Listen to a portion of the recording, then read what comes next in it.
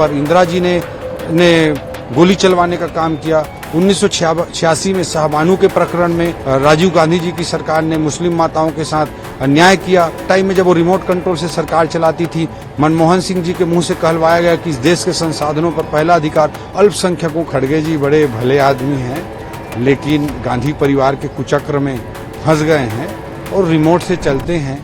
माओवाद के खिलाफ विष्णुदेव साय जी के नेतृत्व में हमारी सरकार, अमित शाह जी के मार्गदर्शन में हमारी सरकार, हमारे गृह मंत्री जी के कार्य क्षमता के साथ बहुत तेजी से और आक्रामकता के साथ छत्तीसगढ़ में काम कर रही है और बस्तर में माओवाद को नियंत्रित करते हुए अमन चैन को स्थापित करने के लिए बस्तर विकास की एक नई करवट ले, उसके लिए मल्टी डायमेंशनल बहुआयामी तरीके से हम प्लानिंग कर रहे हैं। वहाँ इको टूरिज्म कैसे आए, वहाँ कल्चरल टूरिज्म कैसे आए, वहाँ आदिवासी भाइयों बहनों के एचआर के रूप में, ह्यूमन रिसोर्स के रूप में कैसे विकास हो, उनके शिक्षा स्वास्थ्य के लिए जिस तरह से युगांतकारी काम पहले भारतीय जनता पार्टी द्वारा किए गए थे, एजुकेशन सिटी, लाइवलीहुड कॉलेज, पोटा केबिन्स, दिसारी प्रोजेक्ट, इस तरह के प्रयास, विद्यालय, इस तरह के प्रोजेक्ट्स को हम आगे बढ़ाने के लिए पूरी तरह से समर्पित हैं और आने वाले समय में बस्तर विकास का एक नया अध्याय लिखेगा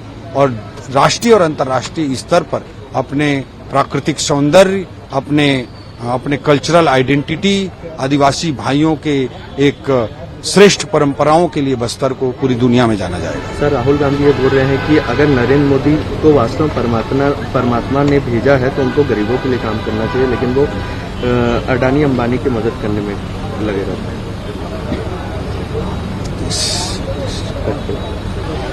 सर, राहुल गांधी ने कहा है कि अगर परमात्मा ने नरेंद्र मोदी को भेजा तो उनको गरीबों के लिए काम करना चाहिए, लेकिन वो अडानी अंबानी की मदद करने में लगे। राहुल गांधी जी की दादी इंदिरा गांधी जी ने 1971 में गरीबी हटाओ का नारा दिया था। आज 53 साल बीत गए और अगर गरीबों के लिए काम करने की जरूरत है, अगर ये राहुल गांधी जी बोल रहे हैं तो उनको अपने आप के गिरेबान पर झांकना चाहिए। कांग्रेस की कार्य पद्धति पर उन्हें विचार करना चाहिए कि गरीबी हटाओ का नारा उन्होंने 1971 में उनकी दादी ने दिया और आज 50 साल बाद भी गरीबों के लिए बात कर रहे हैं। पहले वो अपने गिरेबान में झांके। मोदी जी का पूरा जीवन गरीब कल्याण के लिए समर्पित है और आगे भी रहेगा। सर, प्रियंका गांधी ये कह रही हैं कि मोदी सत्ता के लिए धर्म के नाम पर लोगों को गुमराह करते हैं। 1956 में हिंदू उत्तराधिकार अधिनियम लागू किया गया, पर मुस्लिम समाज की माताओं बहनों को अधिकार न देते हुए नेहरू जी ने तुष्टीकरण की राजनीति की। 1966 में इंदिरा जी के जमाने में संसद के सामने में गौ हत्या पर प्रतिबंध लगाने के लिए एक्ट की मांग कर रहे साधुओं पर इंदिरा जी ने गोली चलवाने का काम किया। 1986 में शाहबानू के प्रकरण में सुप्रीम कोर्ट के जजमेंट को बदल करके राजीव गांधी जी की सरकार ने मुस्लिम माताओं के साथ अन्याय किया। सोनिया जी के टाइम में जब वो रिमोट कंट्रोल से सरकार चलाती थी, मनमोहन सिंह जी के मुंह से कहलवाया गया कि इस देश के संसाधनों पर पहला अधिकार अल्पसंख्यकों का, विशेषकर मुसलमानों का है। तो चाहे नेहरू जी के पीढ़ी की बात करूं, चाहे मैं इंदिरा जी के पीढ़ी की बात करूं, चाहे राजीव जी के पीढ़ी की बात करूं, चाहे सोनिया जी के पीढ़ी की बात करूं, आगे इसी तरह के काम कांग्रेस करती रहती है।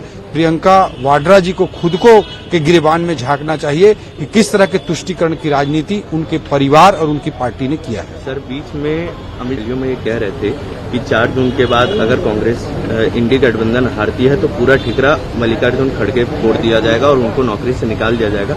इस पर मल्लिकार्जुन खड़गे ने जवाब दिया है कि 4 जून के बाद मोदी शाह की जगह इंडिया ब्लॉक ले लेगा। इससे अमित शाह चिंतित है।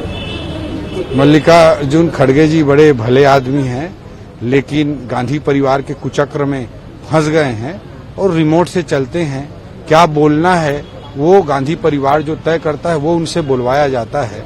सब आज मोदी जी को आशीर्वाद देने के लिए पूरे देश की जनता जनार्दन के बीच लहर ही नहीं, सुनामी है, क्योंकि भारत को विश्व मानचित्र पर एक मजबूत राष्ट्र के रूप में, एक विकसित राष्ट्र के रूप में, एक सुरक्षित राष्ट्र के रूप में भारत देश की जनता देखना चाह रही है। ऐसा नेतृत्व चाह रही है जो आतंकवाद को जवाब दे सके, ऐसा नेतृत्व चाह रही है जो अमेरिका के राष्ट्रपति के कंधे पर हाथ रख सके। इसलिए मोदी जी के नेतृत्व को भारत देश की जनता आशीर्वाद देने के लिए एक सुनामी के रूप में आगे। धन्यवाद। आप देख रहे हैं दैनिक चिंतक। आगे की अपडेट के लिए बने रहे हमारे साथ। हमारे चैनल को लाइक, सब्सक्राइब और शेयर करना ना भूलें।